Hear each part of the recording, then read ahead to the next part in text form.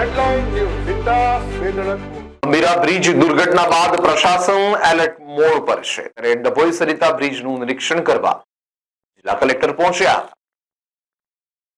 Railway overbridge 4 વર્ષથી નિર્માણ પામી રહ્યો છે. ડભોઈ સરિતા બ્રિજ જ્યારથી બને છે ત્યારથી તેની ગતિ ધીમી હોવાના કારણે વિવાદમાં છે. કલેક્ટરે બ્રિજનું નિરીક્ષણ કરીને કામગીરીને લઈને અધિકારીઓ અને કોન્ટ્રાક્ટરોને સૂચનો કર્યા હતા.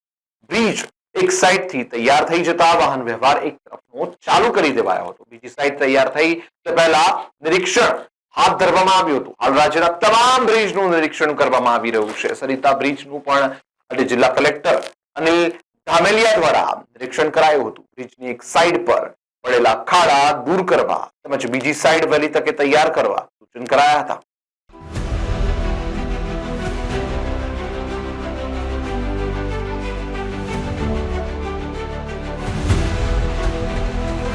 हर समस्या की डेडलाइन हेडलाइन न्यूज बिंदास बेधड़क